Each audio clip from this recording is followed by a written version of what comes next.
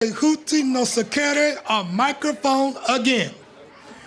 It is my honor on this glorious Sunday, September 15, 2024, to begin this celebration with the ancient word karibu.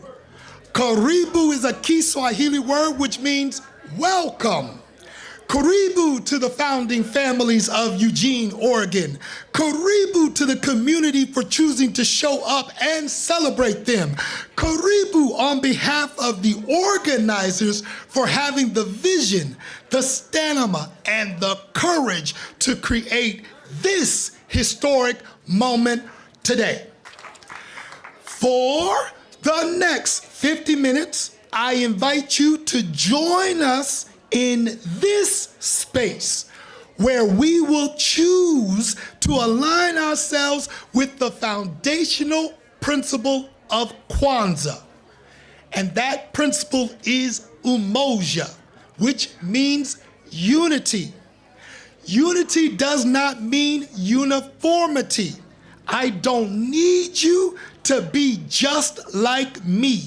I just need you to have the courage to respect my humanity as much as you want your humanity respected by me.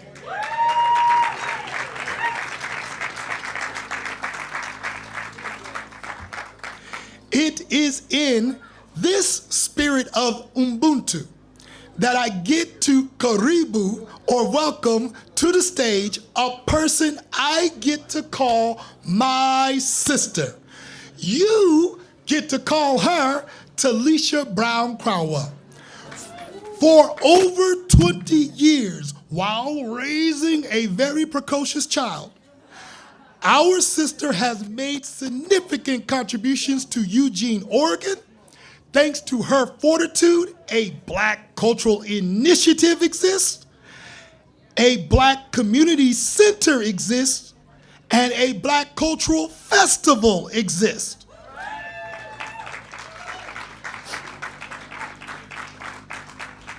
Because of her fortitude, for many in Eugene, just like myself, we have the opportunity to be more of who and what we are in public.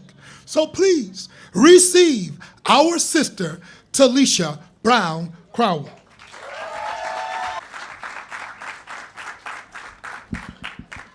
Hello, hello, everyone. It is just such a beautiful thing to see all of your faces, to see this beautiful celebration of our community, our culture.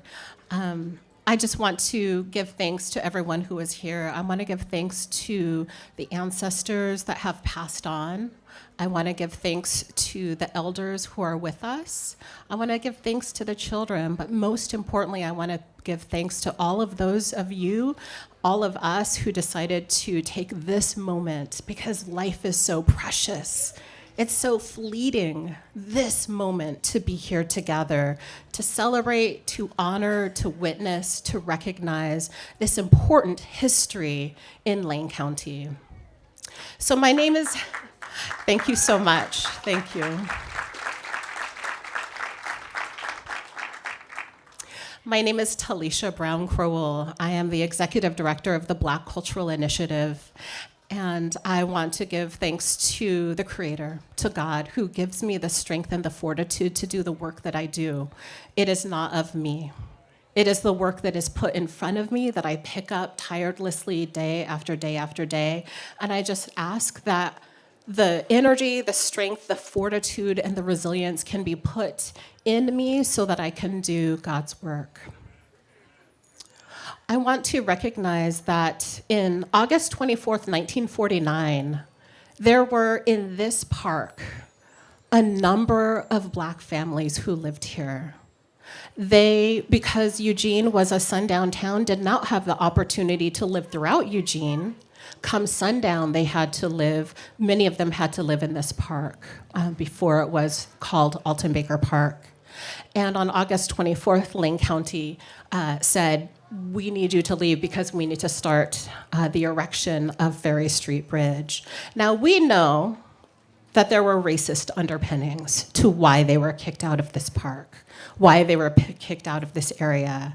And so because this history has been essentially erased, because this history has not been told, that is why we're here today, to basically create that history, to create that storytelling today, yesterday, and going forward.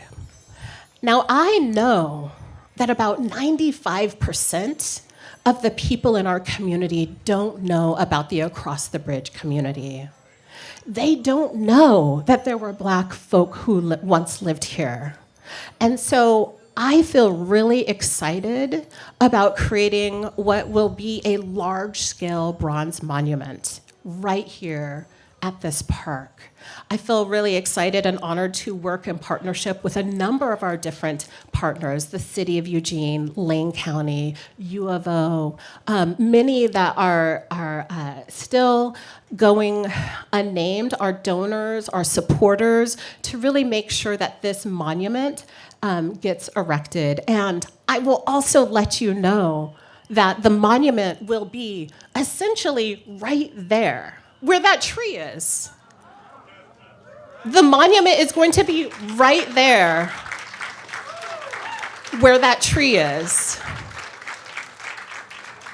What an amazing thing that this park is known as Eugene Central Park, right? This is the place where people gather, where people meet, where cultural events and festivals happen, that a Black family, a mother and a father with children, will greet and welcome all the guests and all the visitors and all the people who come to this park. That we will all know from this moment forward, we were here, and we're still here, and we are stronger together.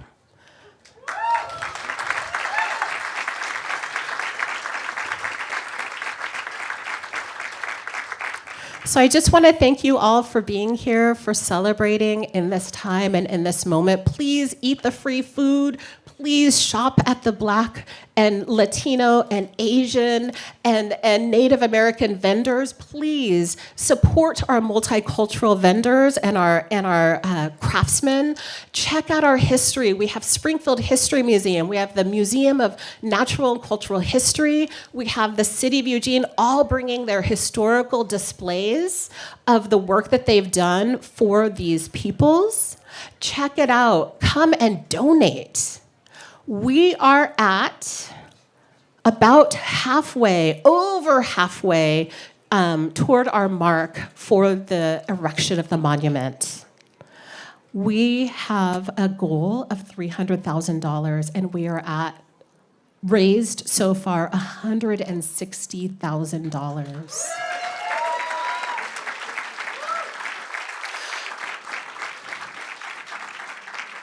So we're a little bit more than halfway there, and your donation today will help to get this monument erected. So thank you so much for being here.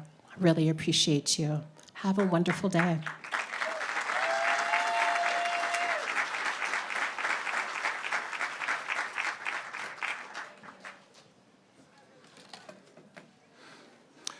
Aimee Ocotie-Oyekan is a multidisciplinary artist and eco-cultural practitioner based in Eugene, Oregon. Her work, featured in Vogue Italia, Eugene Weekly, and Places Journal, stories her personal journey while exploring themes of place, belonging, identity, environmental, and social issues. They will come forth, give us a blessing of the land and a poem.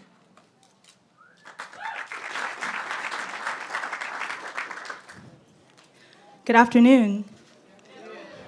My name is Aimee Ocotie-Oyekan, and I want to start by saying how thankful and grateful I am to be here. The last time I had the pleasure of speaking in collaboration with the Black Cultural Initiative, we were together last December for Blackout Day at the Jordan Schnitzer Museum of Art. Here we are, 9 months later, gathered in a few hundreds, I think, And so the growth I've seen in this community has been astronomical, and it would not be but for you showing up for each other. So thank you for being here and for all the ways that you're showing up for this community. I'm going to begin by reading a land acknowledgement. Since time immemorial, the Kalapuya have been the indigenous stewards to this land, building dynamic communities, maintaining balance with wildlife, and enacting sustainable land practices.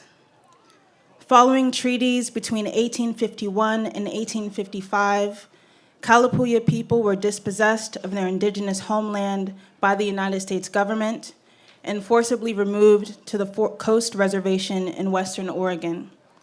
Today, Kalapuya descendants are citizens of the Confederated Tribes of the Grand Ronde Community of Oregon and Confederated Tribes of the Siletz Indians of Oregon. They continue to make contributions in their communities here and across the land. It is important we recognize we are all living on land stolen from the indigenous people by the United States government through campaigns of coercion and genocide. It is our collective responsibility as beneficiaries of these atrocities to bear witness to the historic and ongoing oppression of indigenous peoples. Acknowledgement is only the beginning. We urge everyone to learn about this history, donate your time and money to indigenous-led organizations, stand in solidarity with land protectors, advocate for missing and murdered indigenous women, and return land to its original stewards. Finally, we acknowledge the African, Asian, Latinx labor on which this country is built. We respect all stewards of this land, past, present, and future, and the knowledge of those who came before us. We offer gratitude for the land and the opportunity to learn, work, love, and be in community here.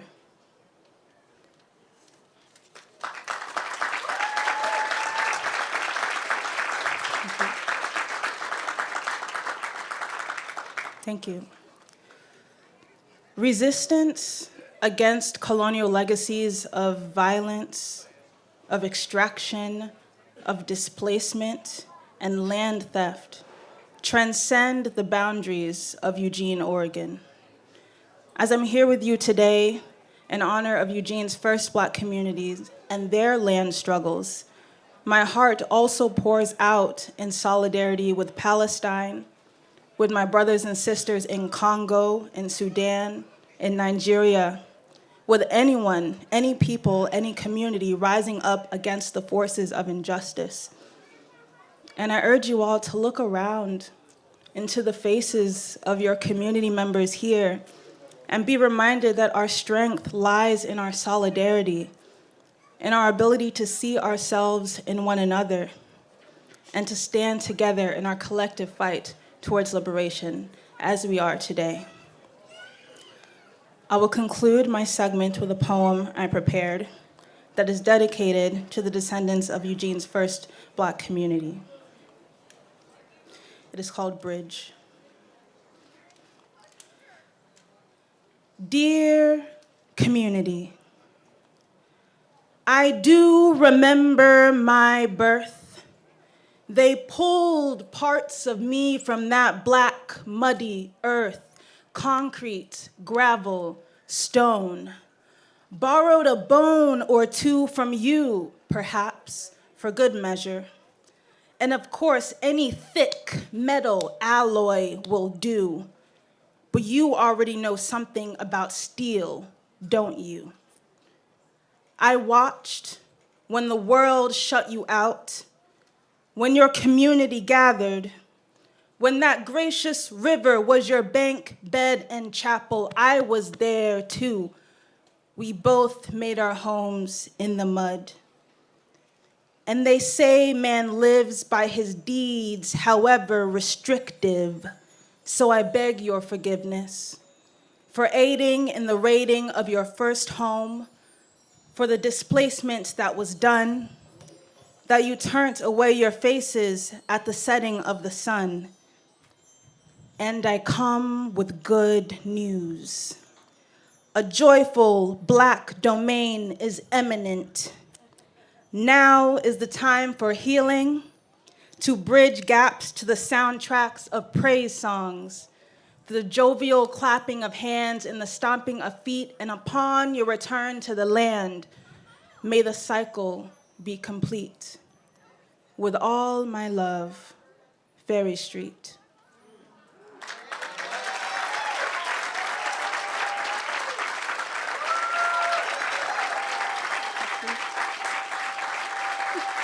Thank you so much. Thank you, Black Cultural Initiative.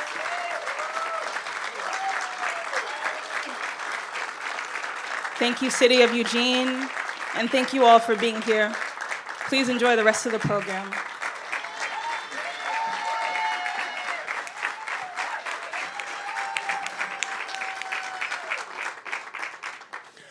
Now, thankfully, I don't have to follow Aimee. The chair of the Board of Lane County Commissioners does. Laurie Trieger was raised in Philadelphia and has lived in Eugene since 1987. Gen Z, Gen Alpha. As the mother of 2 adult children and grandparent to twin boys, she was motivated to seek public office out of a concern for the health and well-being of future generations.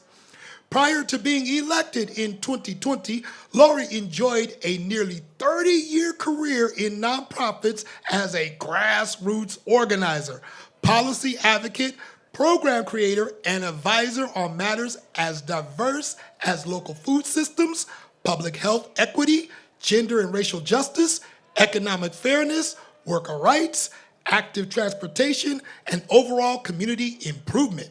She is currently the chair of the Board of Lane County's Commissioners after having served 2 years as vice chair. Let's bring her on. Thank you. Good afternoon. How's everybody doing out there today? What a beautiful sight. I've been sitting up here with my back to you. How wonderful it is to get to see all of you. Thank you so much. I am Laurie Trieger, and I am deeply grateful to the organizers and supporters for creating this event today and for the opportunity to confront a critical and painful moment in our community's history. And I thank you humbly for including me. 75 years ago, on August 24th, 1949, the Ferry Street Village, Lane County's first Black neighborhood, was obliterated under the directive of Lane County government. This wasn't just any demolition, it was a deliberate act rooted in systemic racism. It uprooted the lives of countless African American families who had settled here, striving to build a future against overwhelming odds.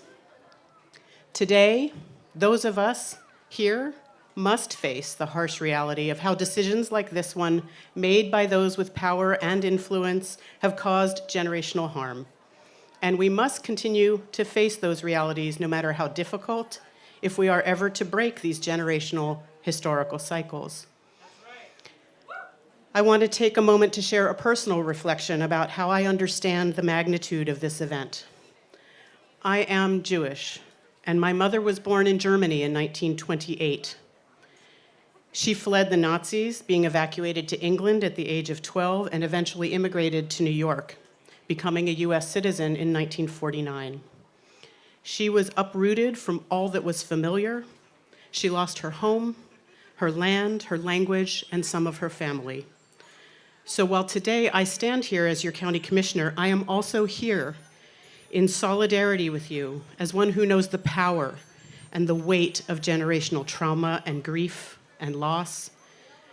I also know the power of historic solidarity, including that between the Jewish people and the Black Americans during the Civil Rights Movement, a movement my mother eventually became deeply involved in and committed to. And that is also something of hers I carry with me and offer to you today. The destruction of the Ferry Street Village is a glaring example of how public policies rooted in discrimination continue to reverberate throughout generations. This is not merely some historical footnote, but a living wound that has left enduring scars on so many of our neighbors. Let's be clear. This community was dismantled as part of a broader strategy to push Black residents out of Eugene. As we stand here, we must do more than just acknowledge the past. We must confront it with urgency and sincerity and a commitment to ensuring that such injustice never happens again. How can we do this? Well, first, by understanding that policy can be a tool of oppression or a tool of justice. How we employ that tool is up to us. We must be rigorous in our use of an equity lens in all policymaking, and some of the ways we do this is through inclusive civic participation, through honest education about our history and our role in it, and through reparations. So today, on behalf of Lane County government, as the chair of the Board of Commissioners, I extend my humble, heartfelt, and unequivocal apology to the families who were directly affected by the actions of Lane County government.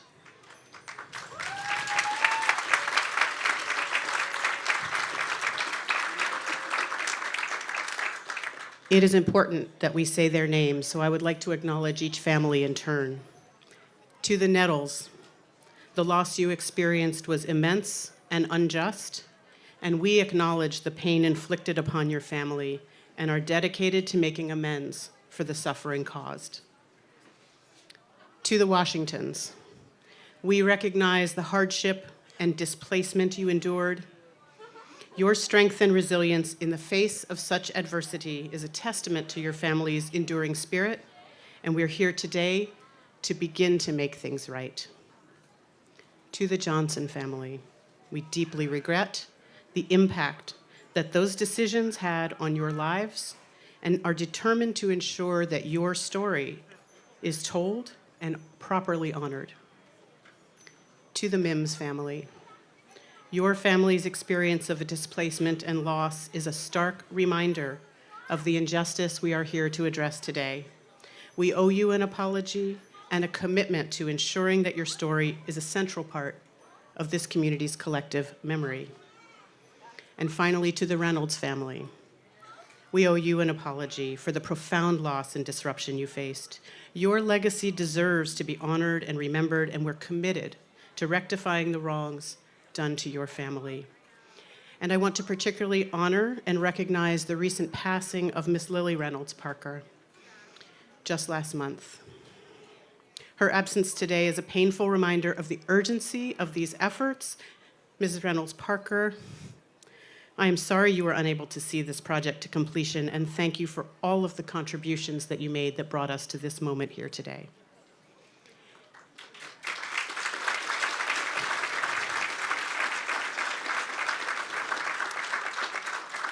And finally, before I close, because this is about being a collective, I want to invite anyone who feels a need for a moment to please join me in just taking one deep and reflective breath.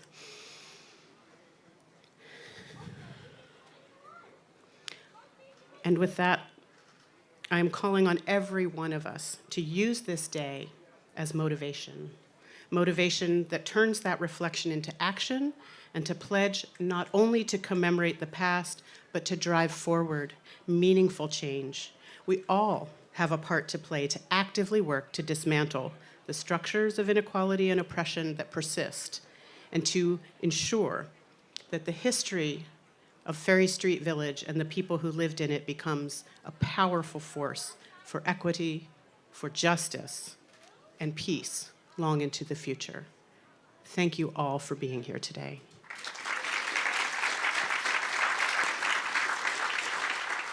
Wow. I hope that everyone here is capable of receiving what was just dispensed. It takes a tremendous amount of courage to own up to what has happened here in the United States of America. Okay?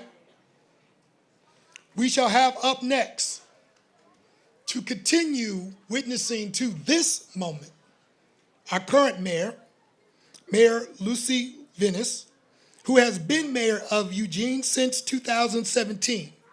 throughout 2 terms during which the city navigated a pandemic, a crisis in housing and homelessness, wildfire, and ice storms triggered by climate change, Mayor Vinis has advocated for policies that are centered on equity and embracing the city's commitment to a culture of belonging. Please welcome our mayor.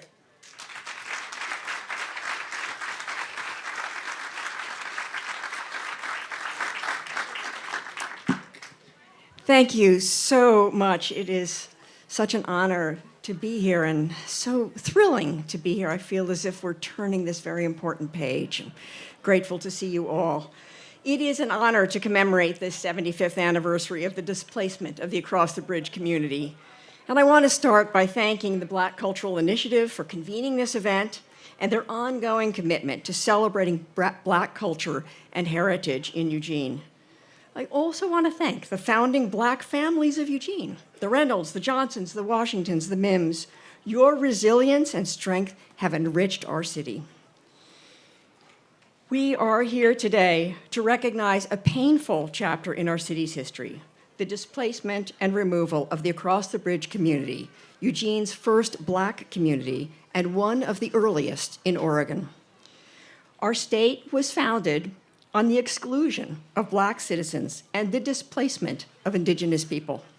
This was further enforced by the laws and policies of local government, including the city of Eugene and Lane County. Despite this, the founding Black families of Eugene decided to call this place home. They founded a thriving community, Across the Bridge community, where people built houses, started families, and contributed deeply to our community. However, through the actions of local government, our predecessors, the community was dismantled, and its residents were forced to rebuild underneath the shadow of racism of the time. We must acknowledge the lasting impact of the removal of the Across the Bridge community. The loss of homes and businesses had profound consequences for the founding Black families, preventing them from building generational wealth, owning land, and accessing resources. The legacy of this wrong continues to the present. Despite these hardships, the founding Black families of Eugene continue to persevere and remain a vital part of our community. As mayor, on behalf of the city of Eugene, I extend my sincere apology to the founding Black families.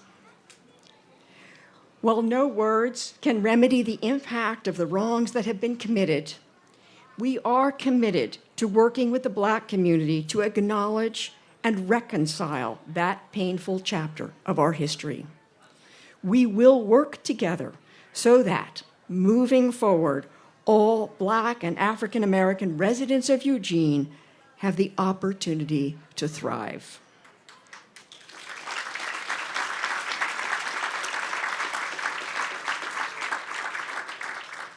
So in closing, I want to thank the founding families of the Across the Bridge community for their resilience, strength, and their ongoing contributions to our community. Thank you.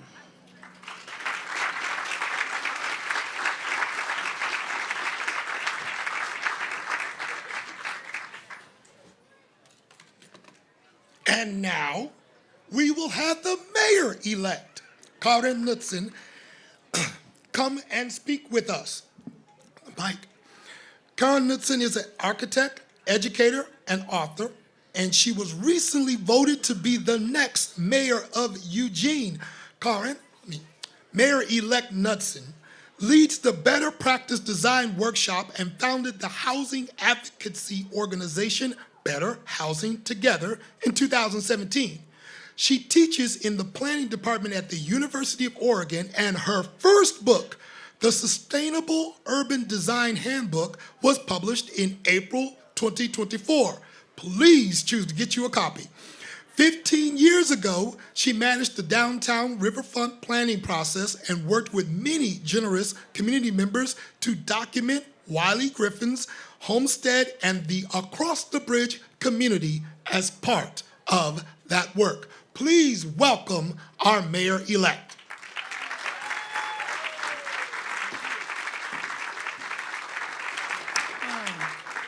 This is a beautiful site. Thank you all for being here today. Thank you, Mayor Vinis, Commissioner Trieger, Talicia, and the Black Cultural Initiative for all of your efforts, to the many leaders in this community who have contributed to this day over decades and generations, and of course to the City of Eugene and Lane County for your partnership and your acknowledgement of this history and your commitment to walking together into a different future.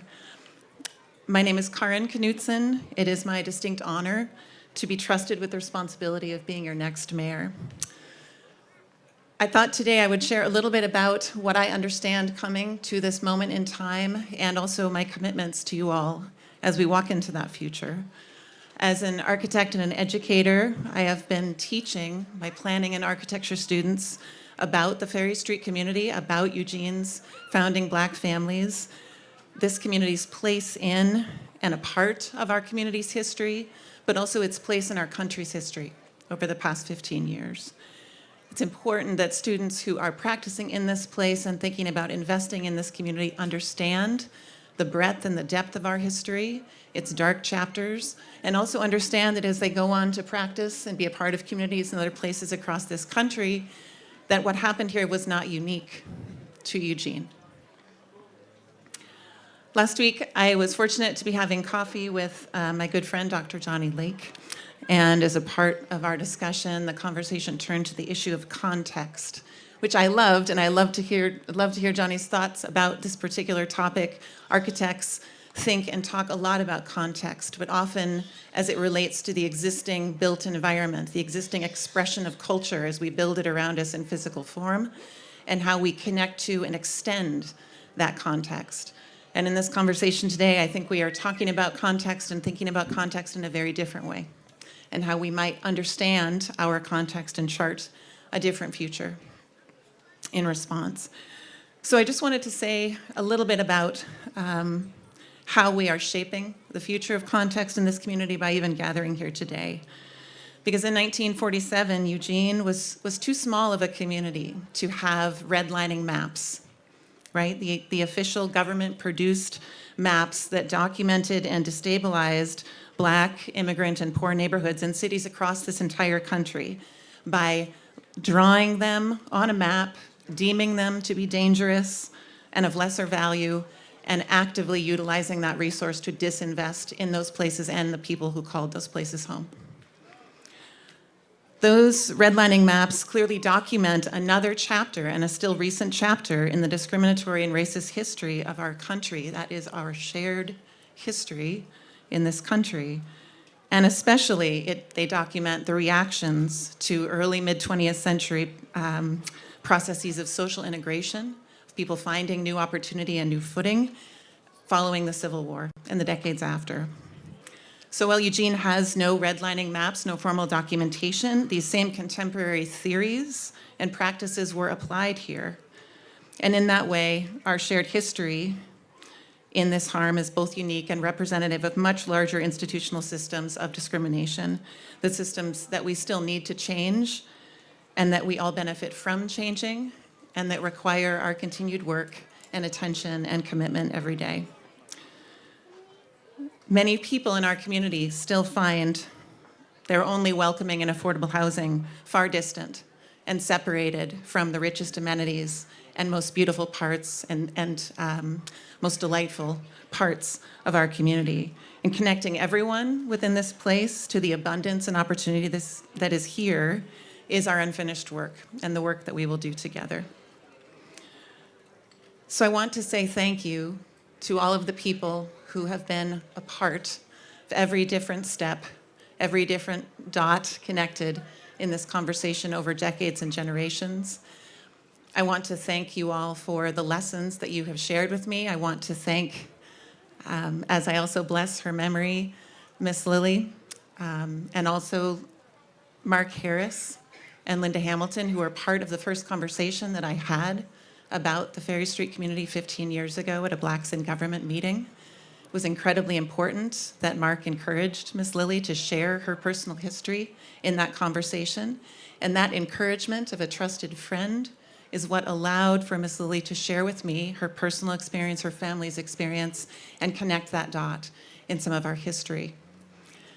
And so I would just ask each of you, as you're thinking about where we are today, where we hope to head in the future, to acknowledge, of course, if you have a formal role and a particular role to play in this work and can contribute in a particular way with your talents or your resources, but also to recognize that you could also be that trusted friend who helps to support someone in sharing a fuller picture of our community's history, and that could make all the difference in our collective understanding of where we are and where we're going. I'm grateful to you all for the opportunity to commit that I will give my honesty, empathy, advocacy, and action to this work. I ask the same of you, and I look forward to the future that we will build in this community together. Thank you.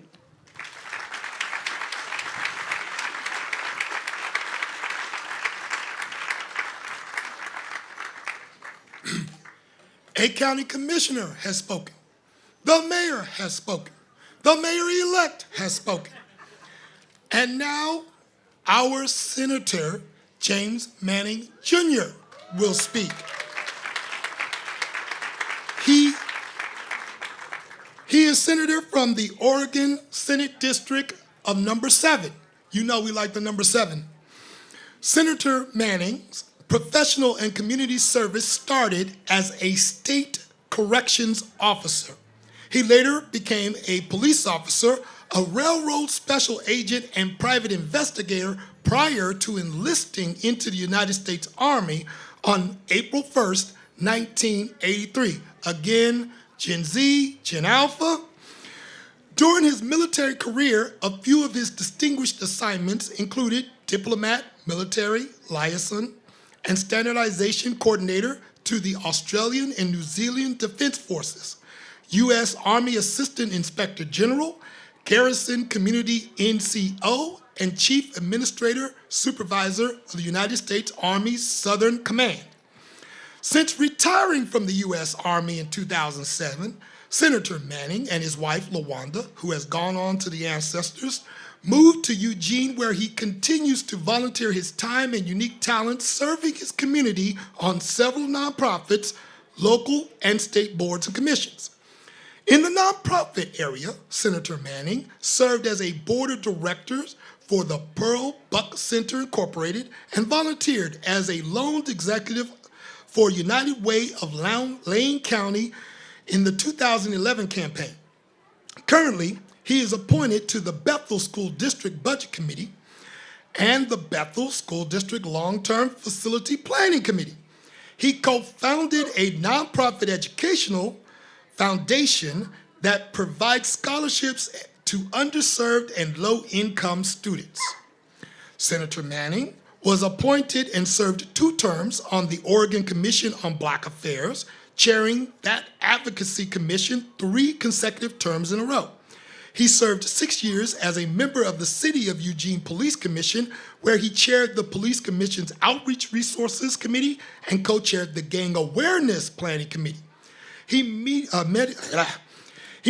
over 300 sessions as a volunteer mediator for Lane County Circuit Court's Small Claims Department, and in 2012, Senator Manning was elected to the Eugene Water and Electric Board. Good God, he's been busy. Since December 23rd, 2016, Senator Manning was appointed to the Oregon State Senate representing Senate District 7, we like number 7, which is now Eugene and Veneta. And Senator Manning's intern committee assignments include Senate Judiciary, Senate Human Services, Senate Rules, Joint Administration, and Chair Senate Veterans, Emergency Management, Federal and World Affairs Committee. And lastly, Senator Manning is in his 2nd consecutive term as Senate President Pro. I don't even know what that means. I would like for you to explain to me what that means, please, sir. Please welcome Senator Manning Jerry.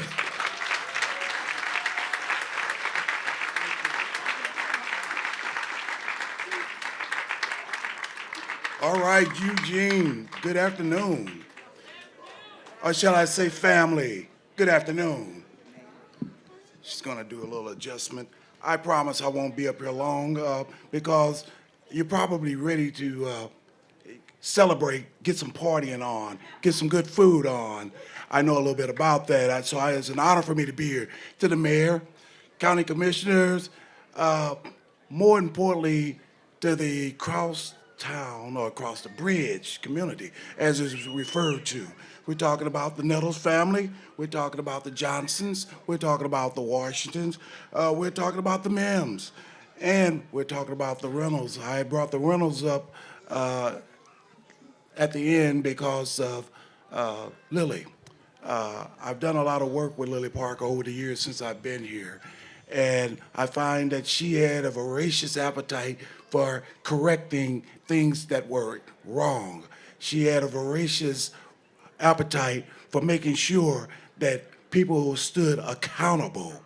And I agree with all of those principles. I think that we have to embrace our past, because if we don't embrace the past and talk about it truthfully and honestly, it will resurface. We see that on the national scene, how people are putting out falsities. They want to ban books. They want to look and say it didn't happen. When we have survivors of those times that are still with us, and yet they feel as though they don't have a voice. Well, I'm here to let you know you do have a voice. That voice is me. I am not afraid. I will stand up for you. I will speak out against injustice. I will fight to make sure that we heal those that have been injured, that we hold those accountable for doing wrong. I will stand up for it because I am built for this. I have been blessed for this.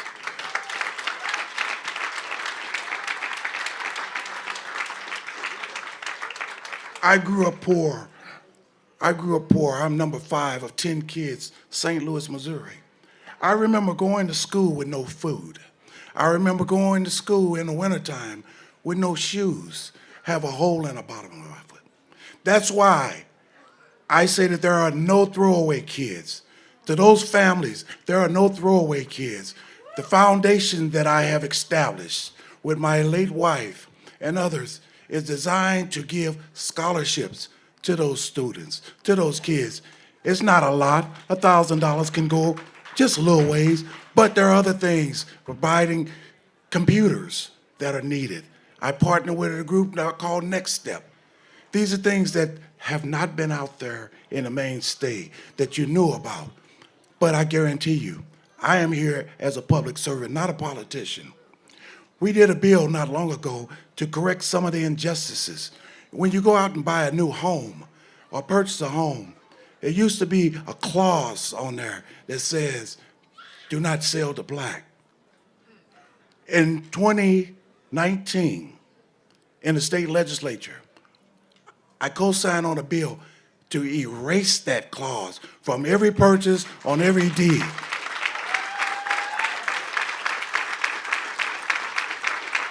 At no cost to the buyer, because it's the right thing to do. Remember what I said, preserving the peace. Those ones that are already out there, that have already been contracted out in archives, but moving forward, you can't do that. There are other ways that people are trying to take advantage of low income or people that just don't understand. Payday loans, that they were charging enormous amounts of money. I restricted them to a small percentage. They can no longer do that damage. In Oregon has a state that I chief sponsored to ban private prisons. There are no private prisons here in the state of Oregon.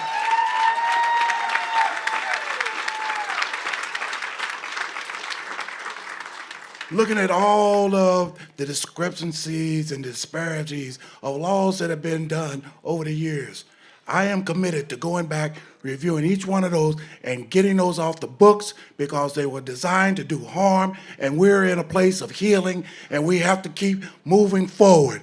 This is the time for all of us to band together, stand up. And when we stand up and fight back, we win. Thank you.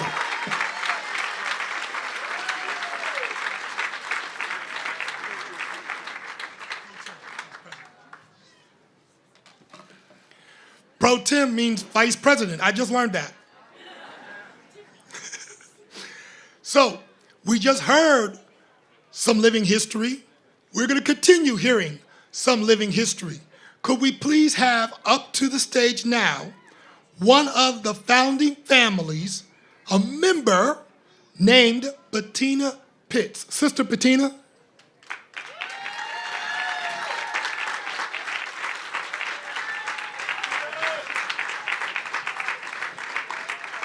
Hey, y'all.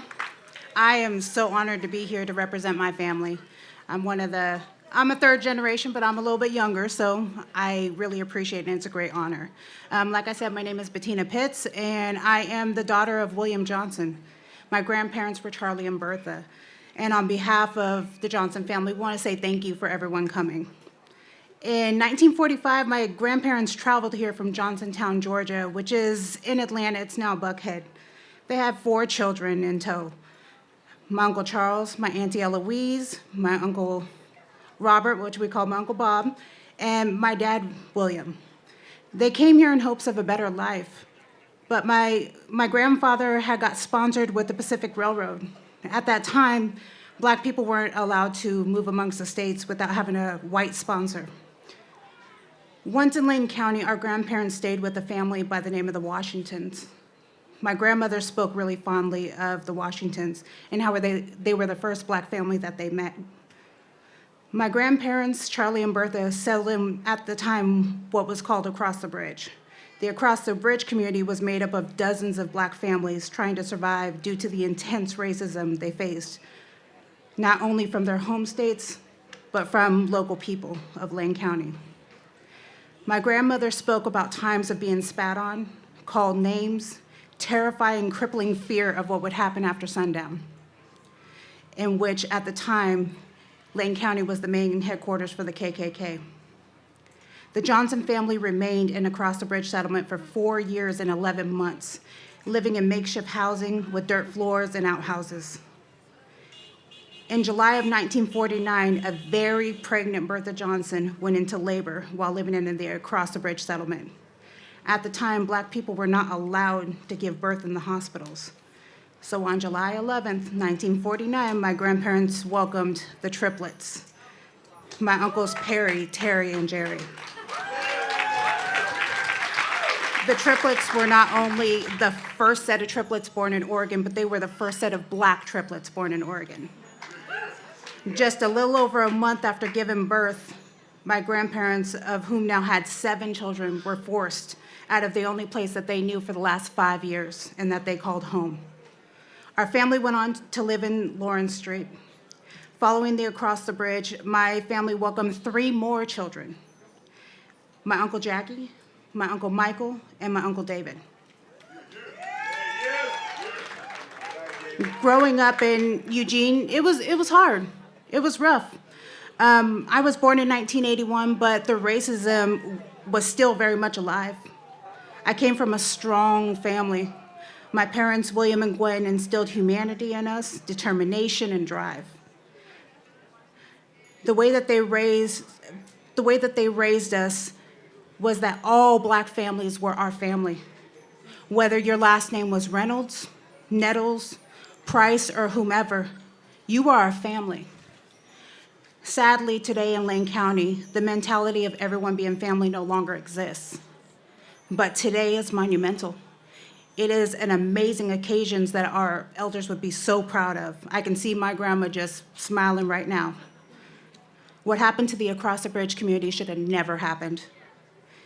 Today not only marks the desecration of the Across the Bridge community, but the resurrection of the first families. Today, the Johnson family vows to withhold the legacy and move it forward that Charlie and Bertha instilled by joining all of the Black families in the community to rebuild our bonds. Bonds that have been shattered by when our elders left this earth. Bonds of love, trust, togetherness, education, admiration for each other. Our community has been separate for way too long. This monument will be a standing reminder of the strength and courage of our families. And with that, I just want to say thank you, Andy L. Brown, for reaching out to our family back in 2021 and reminding us of the sacrifice that our families took to be here. And thank you, Talicia and Irene from the Black Cultural Initiative, for picking up this project and pushing it forward with such determination and force. Thank you to the NAACP for providing the platform and resources for us to be heard. And thank you to the City of Eugene and Lane County for finally working towards rectifying the wrong that happened 75 years ago. And thank you to all the Oregon senators and Governor Kotek for proclaiming the demolition and supporting this project. And thank you, Mayor Lucy Vinis, for backing this project since day one. And lastly, thank you, Lily Reynolds, for making sure that we all have a say in our legacy. Thank you, Miss Lily, for years of dedication and education to our community, and you will be greatly missed. Thank you all.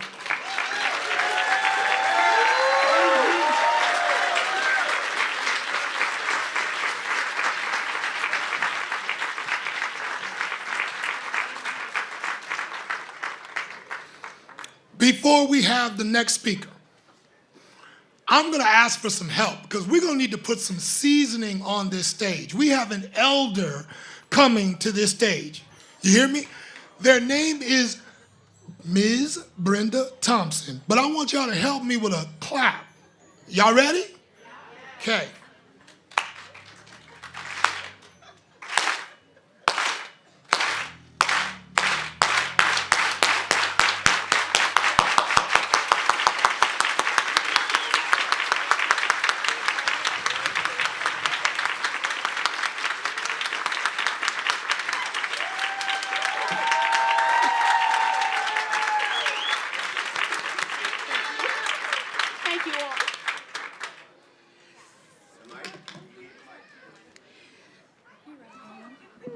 Thank you.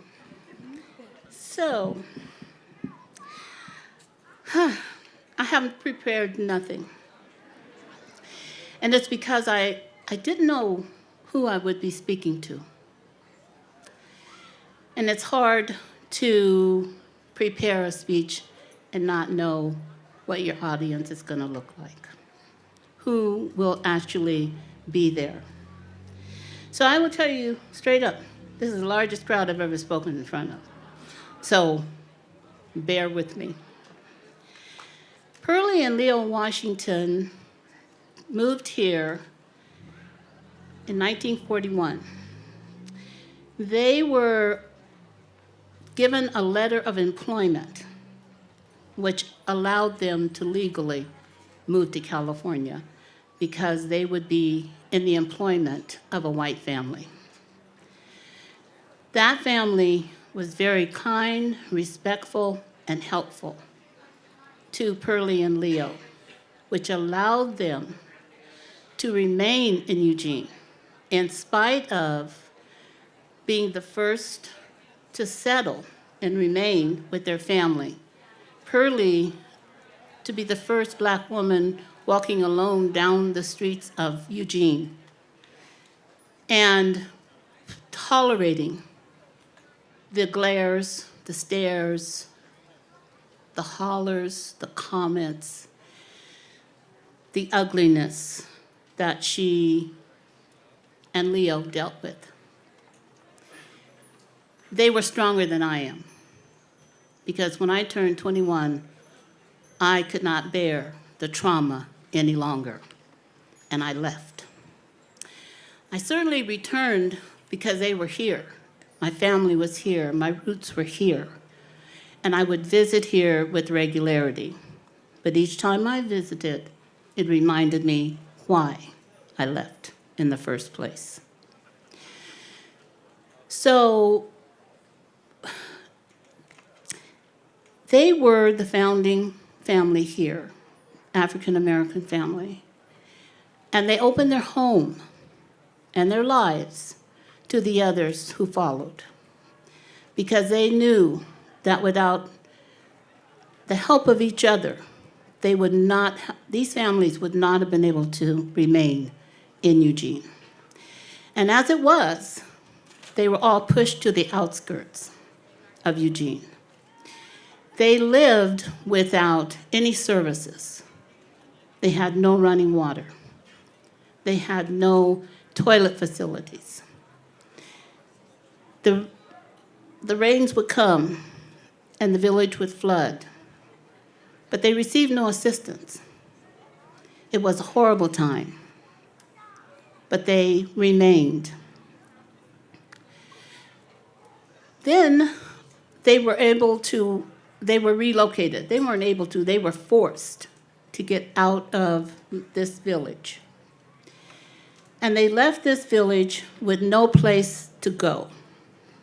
Families were relocated out to West 11th, where again they faced homes that they had to create for themselves, no electricity, no running water, no bathroom facilities. So they went from one very, very difficult area to another difficult area.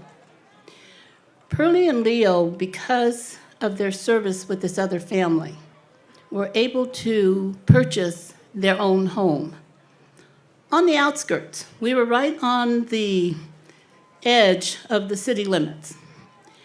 And another Black community was formed. And that was 2nd Street, East 2nd Street, from High Street to Mill Street, from Mill to 3rd, and from 3rd back up to High, and with 1 or 2 families living toward the bridge on 3rd Street. It was a very nice community. There were people helping each other. Pearlie and Leo were avid fishermen. They fished, if it didn't rain, they fished. And even on days when it sprinkled, they fished. And they would keep the fish, and it was in the freezer. And then on a nice, bright, sunny Friday afternoon, they had a community fish fry. They would invite the community to potluck, bring a dish, because they were going to provide all the fish. And trust me, I cleaned a number of fish, so I can tell you there was a lot. And that's how we were able to still gather culturally and share and support one another. But in 1964, and this is not well known, we lost everything through eminent domain. That entire block area, we were all displaced yet one more time. Why? They said there was no other land in Eugene. I'm only here for a couple of days, driving around. I've seen lots of empty land to this day. So back in '64, I can assure you, there was plenty of open land throughout the Eugene area. But no, they had to have that particular land. So again, the Black community was shredded. It was held together pretty much by the St. Mark St. Mark Christian, CME, St. Mark Christian Methodist Episcopal Church, which Pearlie and Leo started in their home. Because when the village here was raised, they took the chapel also, and they had no place else to worship. And believe me, people of African descent believed in worship. They believed in honoring the Master, the God, the Creator. So they had to have their church, and they started the church in their home. Fortunately, they were there long enough for St. Mark to be built. And so when our property was taken and we were all separated again, we still had the church. We also, Mr. and Mrs. Mims had a front house and they would then allow the house to be used for community gatherings. So that still gave us that sense of togetherness, that sense of culture for us.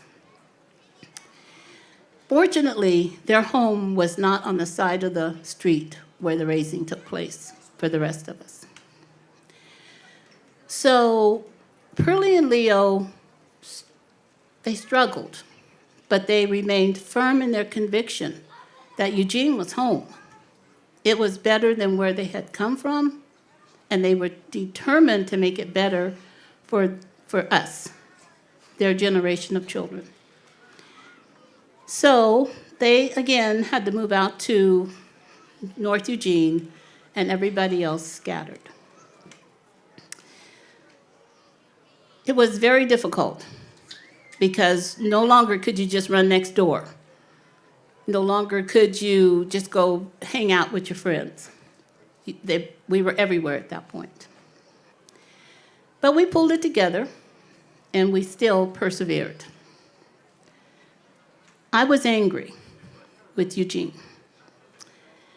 I had sustained multiple traumas from the citizens of Eugene before I left. And then it happened, and I just said, I can't stay here anymore. You know, I'm not the person you are. I don't have the strength, because I'm not going to sit back and take the verbal abuse, the racist behavior, the just all of what happened in Eugene was too much for me. So, a couple of memories I'm going to give you. One was the cross burning. It was an evening, late, our phone rang. It rang again, rang again. Pearlie and Leo were bustling around. I'd never seen him go in the closet and get his rifle. But he went into the closet, he got his rifle, he loaded it, he put extra bullets in his pocket, and he and Pearlie brought us together and said they had to leave. And they wanted to make certain all windows and doors were locked, because we didn't do that. Eugene was not a place where you locked up everything. So they said, don't answer the phone, don't answer the door. Go to your rooms and stay there until we get back. So, of course, we were terrified. We'd never seen them act like that. We had no idea what was going on. After a while, they returned, and they told us that a cross had been burned by the Klan in the house next door to the Mims. Single woman, mother with 5 kids, lived in that house alone. And they just were not going to leave her without protection. And the men, the African descendant men of Eugene that were as close as they could get to her, all rushed to that house to protect that mother and her children. That was a house that my mother, grandmother, brothers, and I had lived in prior to becoming children of Pearlie and Leo. It was traumatizing. It is something I don't think I'll ever forget. So again, like I say, they were strong and they put up with it. But I didn't. But I will say this to you, Eugene.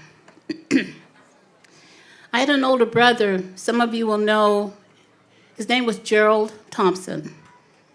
Most of the people called him Jerry. He was as cranky as you could get. He was as mean as they come. When he moved into a neighborhood, everybody on the street, his side and the other side, had to clean up their act, because he was not going to tolerate living next door to a house that wasn't cared for. He wasn't going to live across the street from one that wasn't cared for. And he would raise hell. But then he would go over and say, okay, let's go do this, let's go get that, and let's fix this. and he worked with each of his neighbors to bring their place to where it made a good neighborhood. He died suddenly. I was in Oakland. I got the call from Ronnie about 5 in the morning. He was in the hospital, so I was on my way to an 8 o'clock flight. And I rush, I get on the plane, I go to the back of the plane because I just don't know what I'm doing. I want to cry. I don't want to be seen, but I just am filled. So I go to the back of the plane, not full plane, but here comes this little boy. He probably was about that tall, maybe 7. And he sits down right next to me. And I'm thinking, okay, why did he sit here? And then his father sat down. I'm thinking, why did he sit here? And he talked to me the entire distance. He never stopped talking, not one moment. And so his father finally said, I'm sorry he's bothering you. And I said, no, you don't understand. He's not bothering me. He's lifting me. He's helping me. After the funeral, and then I'm going to be finished. After the funeral, I'm sitting in my brother Jerry's hallway in the dark because I'm overwhelmed because there were so many people at the funeral that they were standing room only in the chapel, standing room only in the hallway. They were lined up outside, and it was pouring down raining. Get to the house. They come to the house. There's more food than we could ever do anything with. I'm sitting in there, and I'm just cross-legged on the floor, and I look up, and there was this little human, maybe about 18 inches high.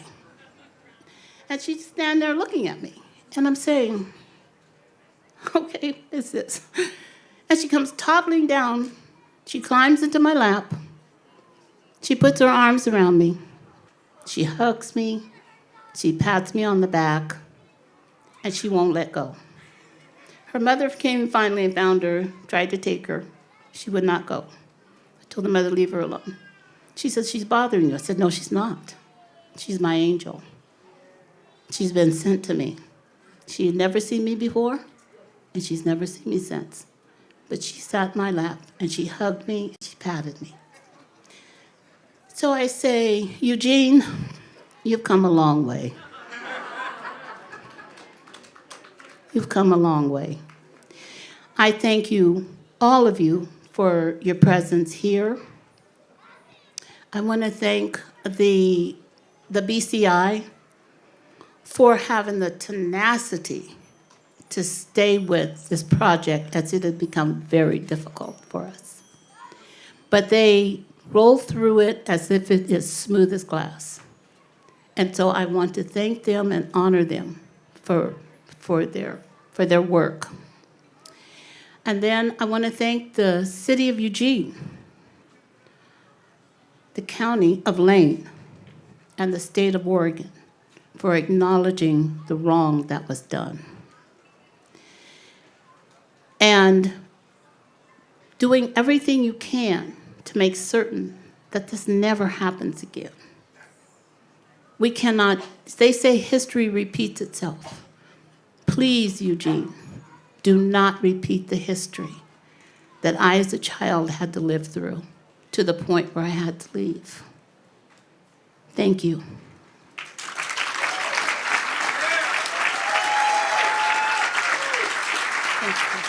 Thank you.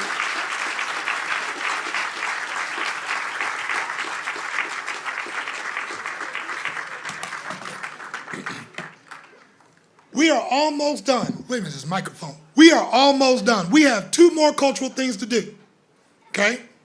I have to teach you one of them. You're gonna see your hand like this. Fingers are outstretched. We do this within my family. I'm gonna make y'all family with me. This is how we end Kwanzaa. We have our fingers outstretched, and then we're gonna bring them together, and as we bring them down, we're gonna say Harambe. You say Harambe. So I'm gonna say Habari Gani, which means what's the news? You're gonna say Harambe, which means pull it together. We're gonna do that 7 times. Okay? Before we do that, we have one more elder to recognize. At 93 years old, Miss Pauline Gibson. Everybody?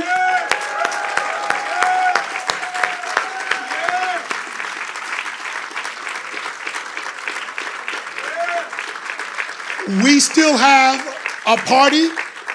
We still have food. We still have booths. And we still, put your hands up, get to answer the question, Habarigani, Harambe, Habarigani, Harambe, Habarigani, Harambe, Habarigani, Harambe, Habarigani, Harambe, Habarigani, Harambe. One last time, Habarigani.